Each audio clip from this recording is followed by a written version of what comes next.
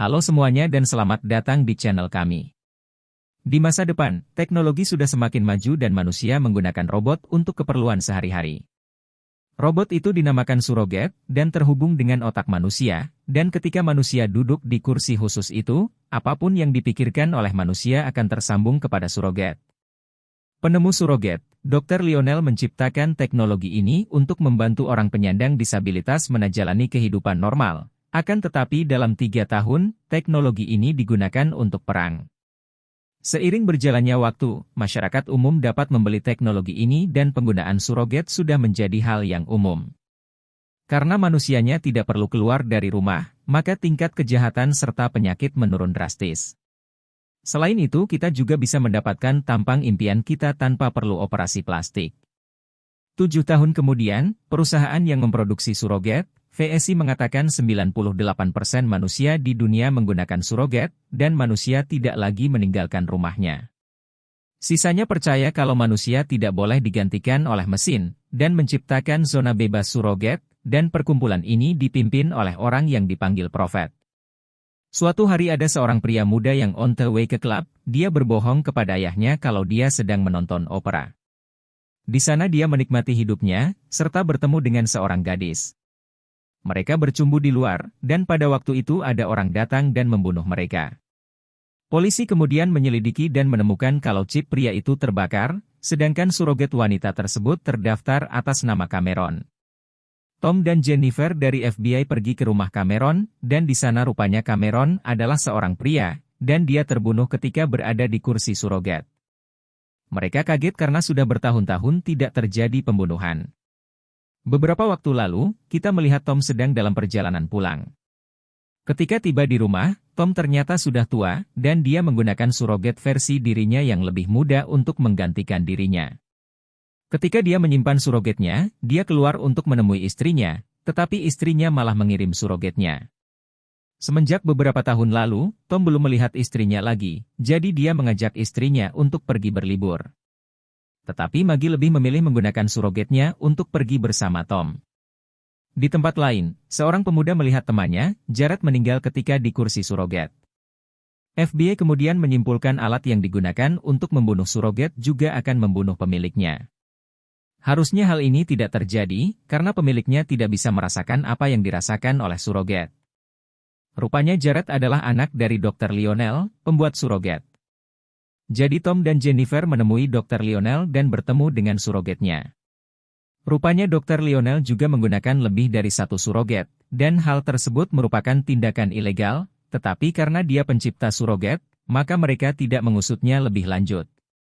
Jared menggunakan salah satu suroget Dr. Lionel ketika dia terbunuh, jadi Tom menyimpulkan target sebenarnya adalah Dr. Lionel, bukan Jared. Mereka kemudian pergi ke kantor VSI, tetapi CEO dari VSI berkata kalau suroget buatan mereka aman dan tidak bermasalah. Ketika mereka menyelidiki rekaman suroget Jared, mereka menemukan pelakunya dan kemudian berkonsultasi kepada Bobby, kepala administrasi FBI, dan berhasil melacak Miles, pelakunya. Bobby juga memiliki akses terhadap semua suroget di Amerika, serta dapat menonaktifkan suroget itu kapanpun dia mau. Setelah mengetahui lokasi Miles, mereka pergi dengan helikopter. Akan tetapi ketika mereka mau menangkap Miles, dia menggunakan senjatanya sehingga membunuh suroget dan pemiliknya. Untungnya Tom berhasil melepaskan diri dari kursi itu sehingga lukanya tidak terlalu parah. Dia berjalan keluar dari kamarnya, dan jatuh pingsan. Kemudian Miles ditahan oleh Prophet dan akhirnya membunuh Miles serta mengambil senjata itu. Ketika Tom sadar diri di rumah sakit, dia diskors karena helikopternya jatuh di area terlarang, tetapi dia bertekad menyelesaikan kasus ini, jadi dia pergi keluar tanpa surogetnya.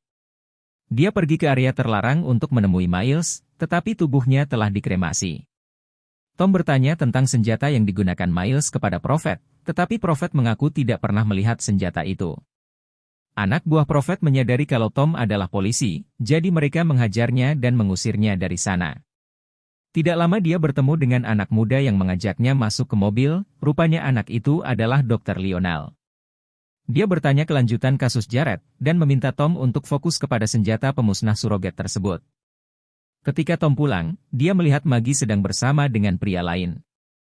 Maggie menjadi gugup, tetapi Tom membiarkannya. Suatu malam, ada orang yang masuk ke kamar Jennifer dan menembaknya. Dia kemudian mengambil alih kontrol surogat Jennifer. Keesokan harinya, Tom mengunjungi jenderal militer dan bertanya tentang senjata itu.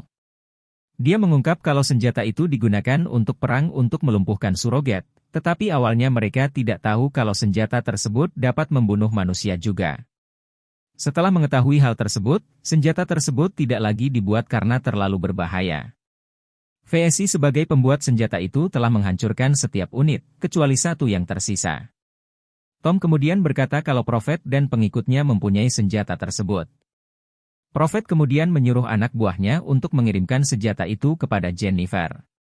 Setelah mendapatkan kabar dari Tom, militer menyerbu zona terlarang untuk menyita senjata tersebut. Tetapi ketika mereka berhasil menembak Prophet, tetapi Prophet tersebut juga adalah seorang surogat. Rupanya Prophet itu adalah salah satu surogat dari Dr. Lionel, dan dia menggunakan Prophet untuk menghentikan penggunaan surogat yang telah berlebihan.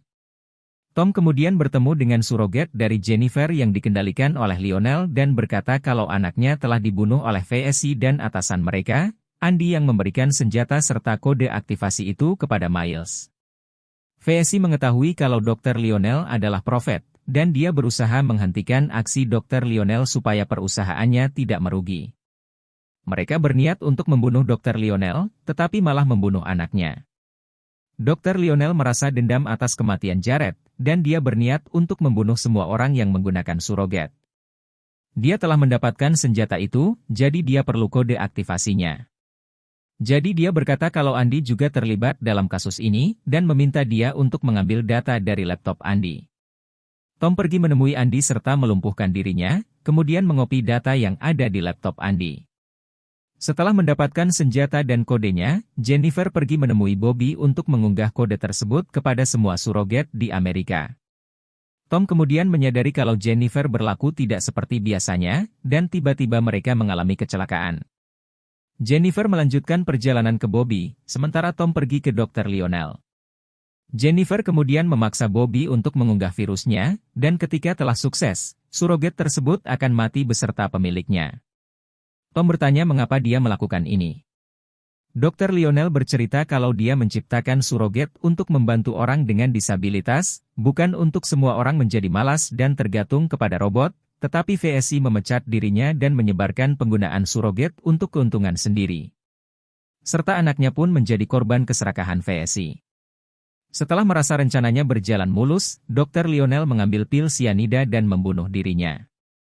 Tom kemudian mengambil alih kontrol surogat Jennifer dan meminta Bobby untuk mencegahnya.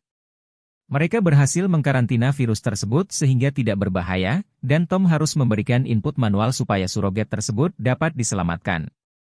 Bobby berteriak kepada dirinya karena tidak ada waktu lagi, tetapi Tom malah menonaktifkan surogat itu. Semua surogat di Amerika jatuh dan tidak bergerak, serta orang-orang mulai keluar dari rumah, bingung dengan apa yang terjadi. Tom bergegas pulang ke rumah untuk menemui istrinya, tetapi dia tidak ada di kamarnya. Dia sedang berada di kamar anaknya, dan Tom menemuinya serta memeluknya untuk pertama kalinya selama bertahun-tahun.